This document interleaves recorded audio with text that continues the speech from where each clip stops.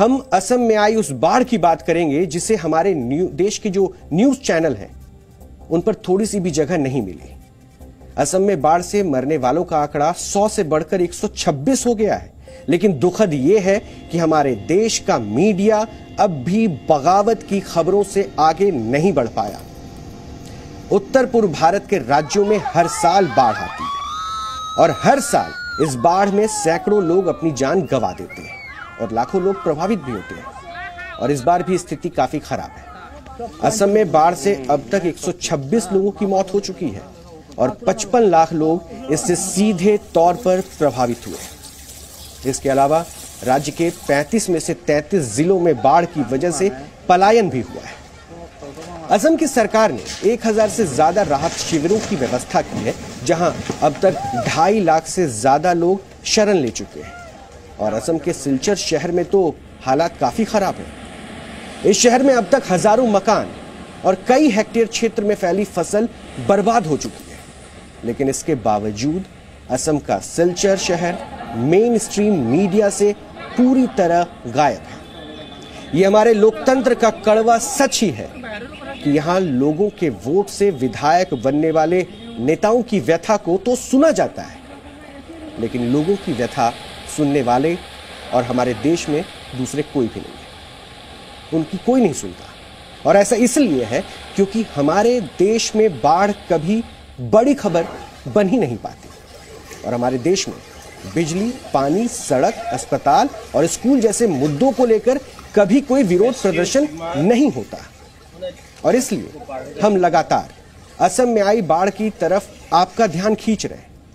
आज हमने इस पर आपके लिए विस्तृत ग्राउंड रिपोर्ट तैयार की है, जिसमें आपको यह पता चलेगा कि गुवाहाटी में जहां शिवसेना के बागी विधायकों पर हर रोज लाखों रुपए खर्च हो रहे हैं, वहां से कुछ ही दूरी पर बाढ़ में फंसे असम के लोगों को जिंदा रहने के लिए कितना संघर्ष करना पड़ रहा है।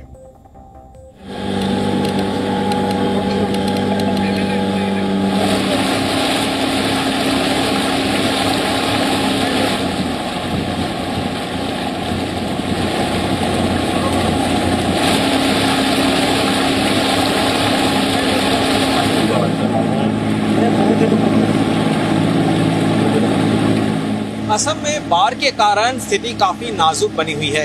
इस वक्त हम हुजाई जिले में है और आप देख सकते हैं कि तबाही का मंजर एक के बाद एक। हम जब जा रहे हैं, ये जो जगह है ये कोई नदी नहीं है, ये गांव के भीतर से हम जा रहे हैं। देखिए कैसे एक एक घर बाढ़ के पानी से टूट गया है, बिखर गया है।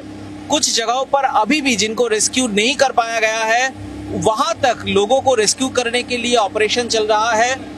आदमी का इतना नाजुक हालत है कि पहले जो बारिश फ्लड हुआ था उससे आदमी घर पे जा नहीं पाए हैं, फिर आपका फ्लड हो गया है। तो हर एनजीओ निकल गया है। मैंने अपना जेएफ फाउंडेशन से लास्ट टाइम हम लोग 15,000 आदमी को, अभी भी हम लोग जा रहे हैं बोर्ड लेके, करीबन आपका 500-600 आदमी का खाना लेके। तो हम लोग कोशिश कर रहे हैं जो रिमोट एरिया है जिसमें आदमी पहुंचना मुश्किल है, वही जगह में जाने के लिए कि उनको पानी चाहिए, खाना चाहिए।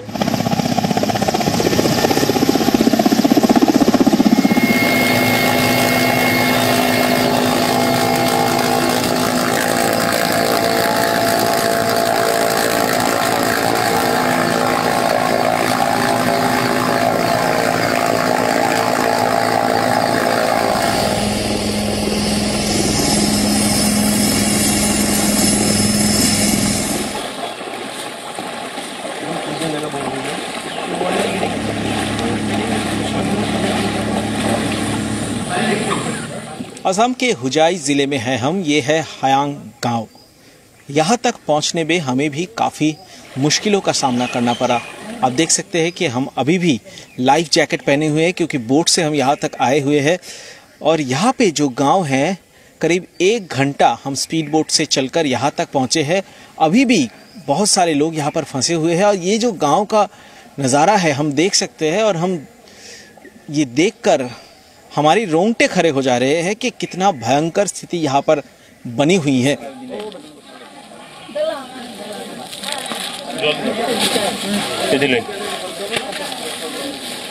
बिस्कुट दो।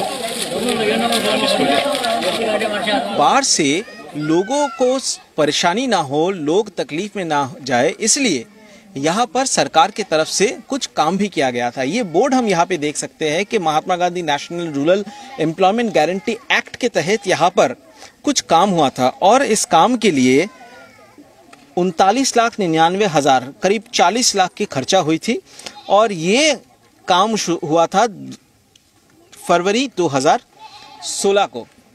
काम क्या हुआ कि यहाँ पर एक बांध बनाया गया नदी के पास, नदी के किनारे यहाँ पर बांध बनाया गया ताकि आसपास के जो गांव है वो अगर नदी ओवरफ्लो करता है तो उनको कोई नुकसान ना हो, वो सही से रह पाए। लेकिन जब बाढ़ आई तब आप देख सकते हैं कि बांध का क्या स्थिति बनी हुई है। सरकार ने जो 40 लाख रुपया खर्च करके यहाँ पर बांध बनाया था वो किसी काम का नहीं और इसीलिए लोग इतने परेशानी में हैं।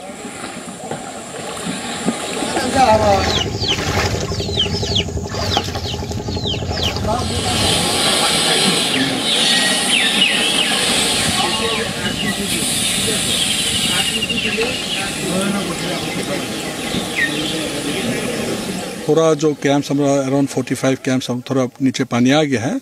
हम लोग का जो पेट्रोलिंग चलता है उसमें जो कंट्री बोट बोलता है वो कंट्री बोट चालू है अभी, जहाँ जहाँ नहीं जा सकता। और जो थोड़ा पानी बढ़ जाएगा तो उसमें हम स्पीड बोट या मोटराइज बोट हम लगा देंगे। मैकेनाइज बोट भी है, फ्लोटिंग कैंप भी है हम लोग का स्टाफ को पेट्रोलिंग करने के लिए।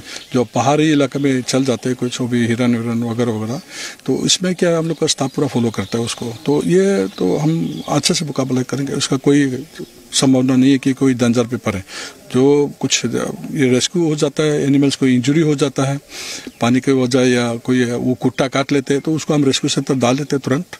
तो इसका हम पूरा ये नॉर्मल है कि हम लोग उसको अच्छे से डील करते हैं।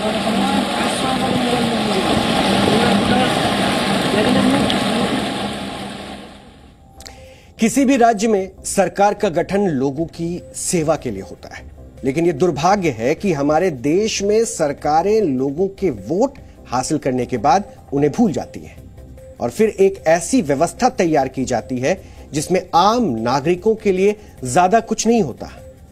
आज एक तरफ असम में आई प्राकृतिक आपदा है जिसने लाखों लोगों को बेबस कर दिया और दूसरी तरफ महाराष्ट्र में आई राजनीतिक आपदा है जिसने एक परिवार को बेबस कर दिया।